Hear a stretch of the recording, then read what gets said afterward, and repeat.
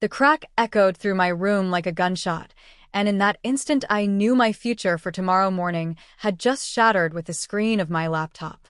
I stood frozen, my backpack still slipping off one shoulder, staring at the spiderweb of glass spreading across the display. The laptop lay on the floor between us, half under the desk, the presentation file still open beneath the broken pixels. My final year college presentation. 40% of my grade. The one I had been preparing for weeks, rehearsing every slide, every sentence, every pause. My sister looked down at it too. She didn't scream. She didn't apologize. She didn't even look surprised. "What did you do?" I asked, my voice barely audible. She shrugged, arms crossed, irritation written plainly across her face. "You shouldn't have left it there." Left it there. On my desk. In my own room. 10 minutes earlier, I had been reviewing my slides one last time before dinner. 10 minutes earlier, everything was still intact. My work, my confidence, my plan. Then she had barged into my room without knocking, complaining about something trivial, something I didn't even remember now.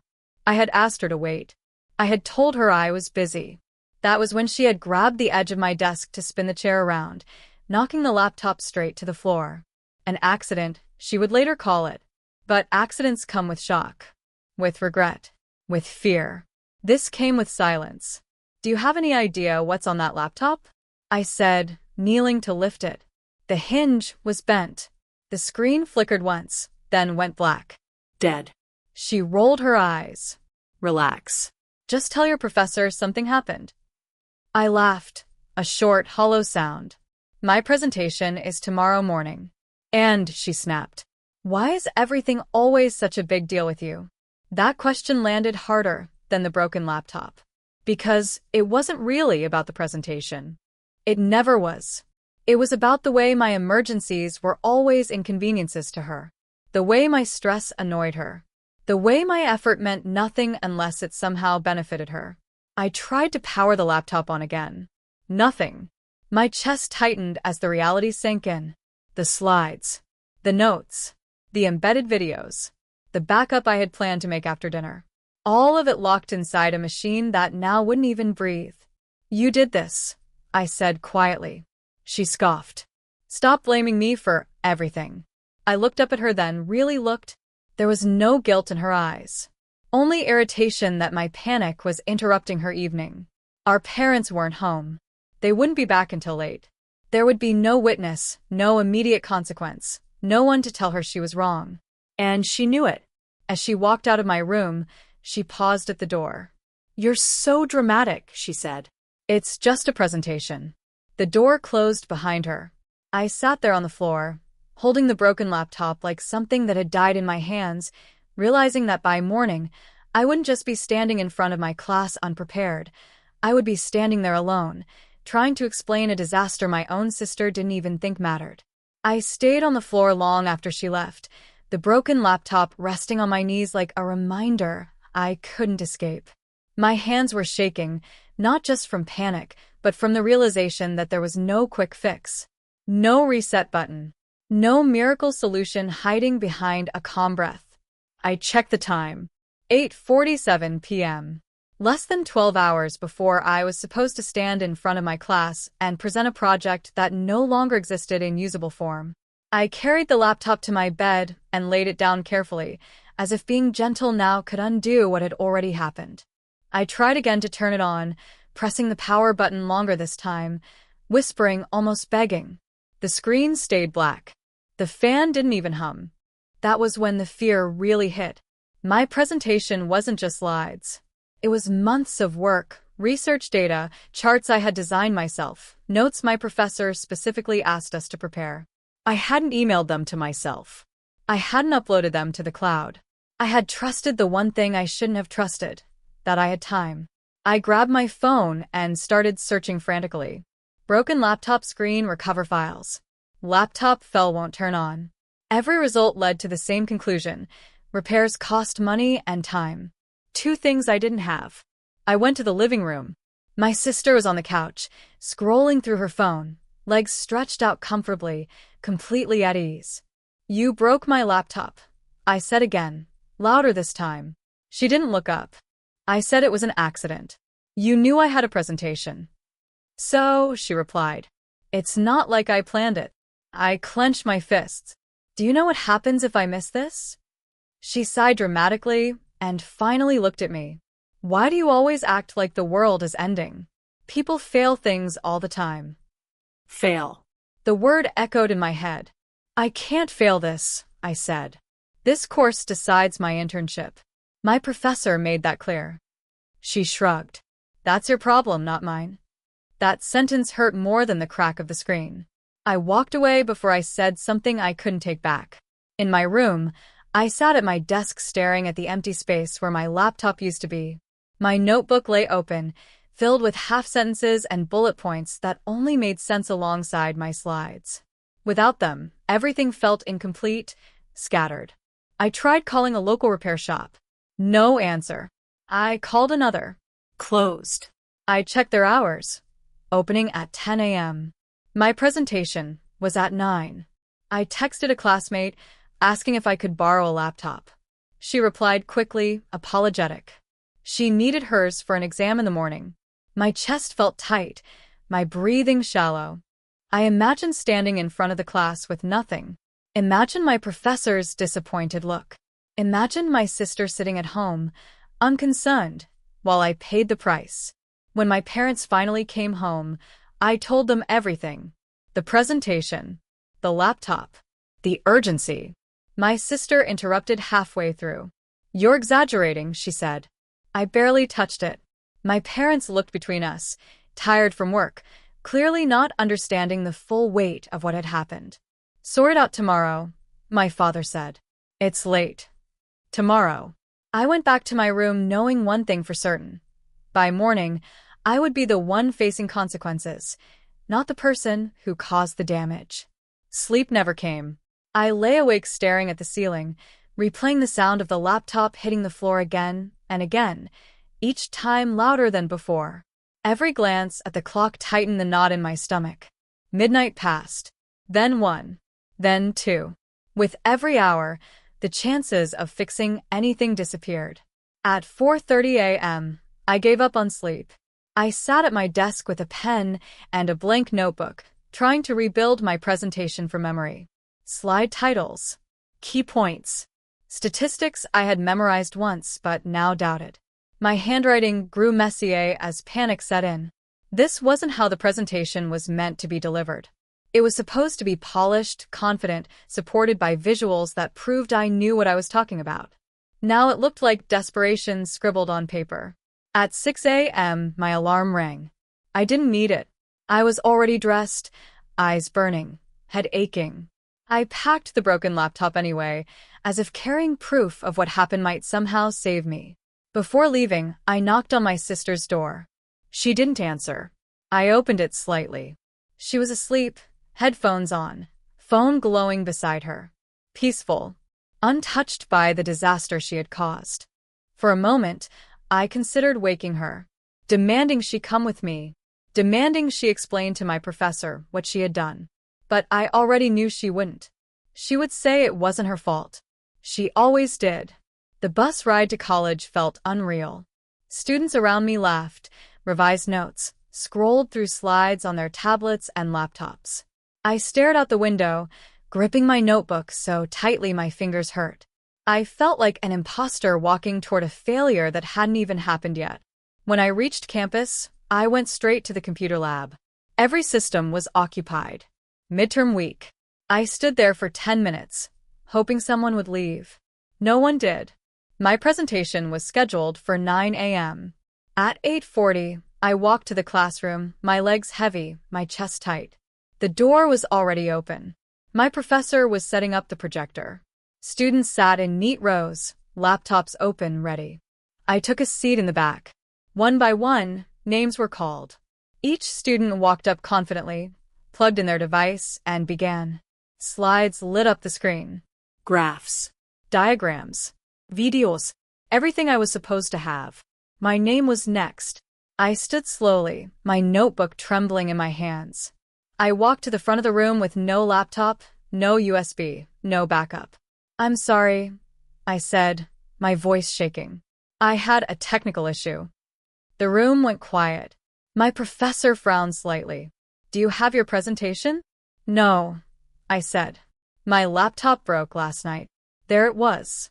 Out loud. Final. He sighed and looked at the schedule. Why didn't you inform me earlier? I tried to fix it, I said. There wasn't time. A pause followed, long and uncomfortable.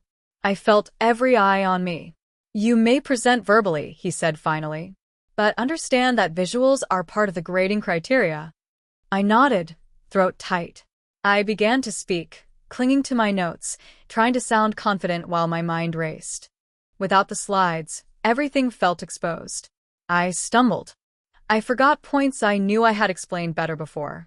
When I finished, there was polite silence.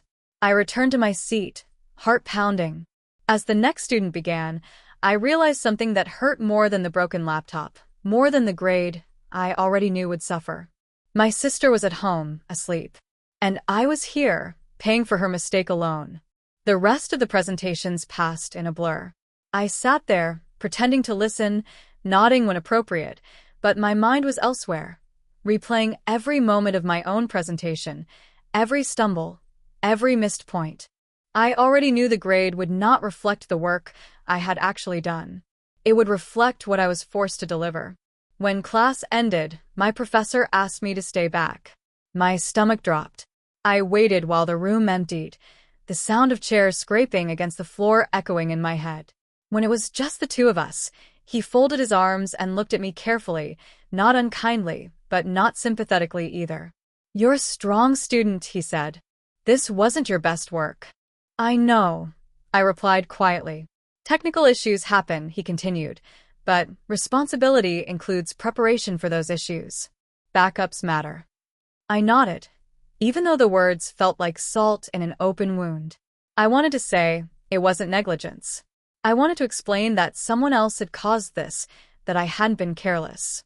But excuses don't change outcomes. I'll grade what you presented, he said, but understand that this will affect your final score. I thanked him and left, my legs feeling weak as I walked down the hallway.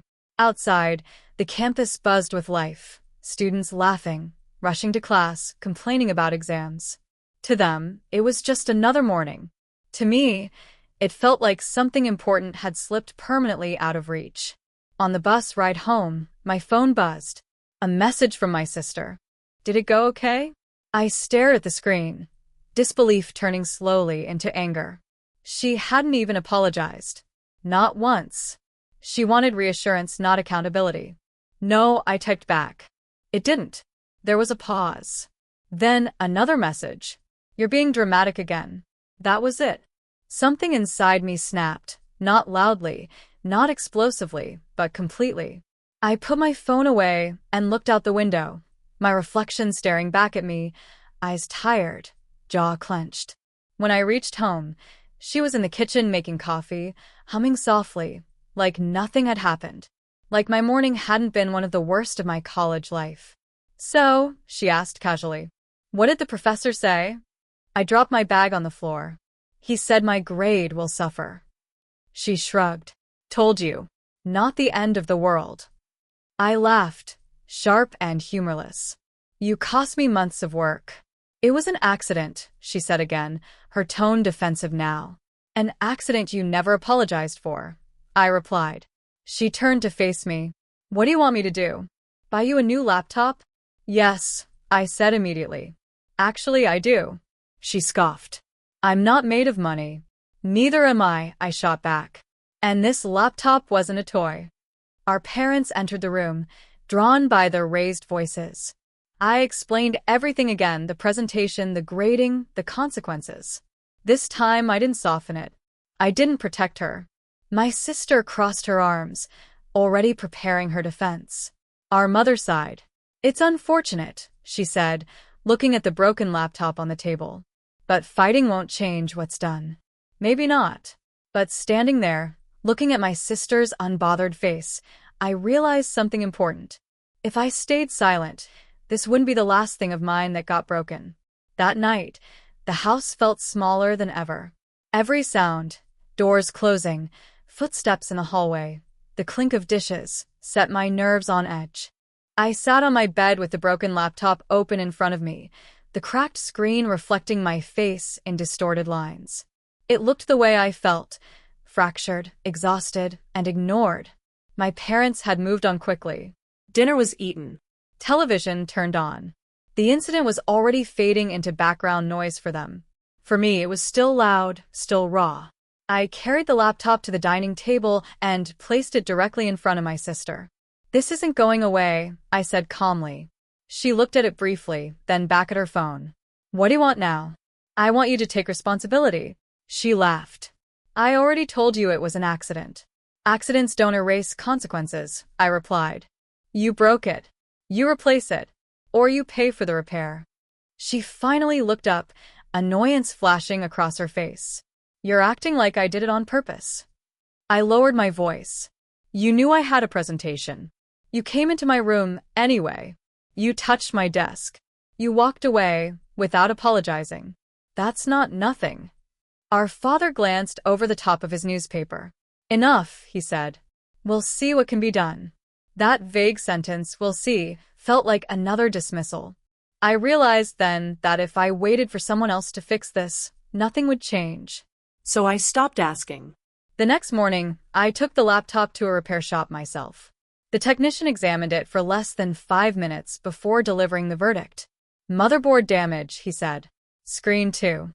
Repair will cost nearly as much as a new one." I thanked him and walked out, my heart sinking with every step. A new laptop wasn't something I could just buy. I had savings, but they were meant for tuition fees, not replacing something someone else destroyed. When I got home, my sister was in the living room, laughing on a video call with her friends. I waited until she hung up. "It can't be repaired," I said. "It needs to be replaced." She frowned. So, you need to pay for it." She stood up. "I told you, I don't have that kind of money." "You have a job," I said. "You spend money going out every weekend." "That's my money," she snapped. "And that was my laptop," I replied. Our parents stepped in again, voices calm but firm in the wrong way. "Let's not escalate this," my mother said. "We're family." Family. That word had always been used to excuse her behavior. Family meant forgiving. Family meant absorbing damage quietly. Family meant I was expected to move on. I went back to my room and sat on the bed, staring at the wall. For the first time, the anger gave way to clarity. This wasn't just about a laptop. It was about a pattern. My needs minimized. My losses ignored. Her actions justified. I opened my notebook and began writing everything down. Dates. Incidents. Things she had broken before. Things she had dismissed. Times I had stayed silent to keep peace. By the time I finished, my hand ached, but my mind felt steady. If no one else would take this seriously, I would. And if protecting my future meant being seen as difficult, then so be it. The next few days passed with an uncomfortable tension hanging over the house. No one mentioned the laptop anymore, but it was there, on my desk, useless and broken, a constant reminder that nothing had actually been resolved. My sister avoided me completely, and my parents acted as if silence itself had fixed the problem. It hadn't. I borrowed a laptop from the college library to keep up with my assignments. Every time I logged in, I felt a quiet panic, afraid of losing work again, afraid of trusting something that could disappear so easily. I backed everything up twice. Sometimes 3 times. Not because I wanted to, but because I had learned what it felt like to have no safety net.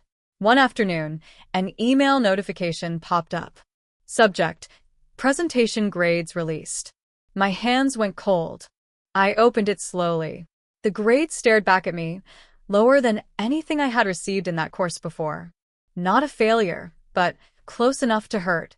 Close enough to threaten the internship my professor had mentioned earlier in the semester. I closed the laptop and sat back, breathing shallowly. This was it.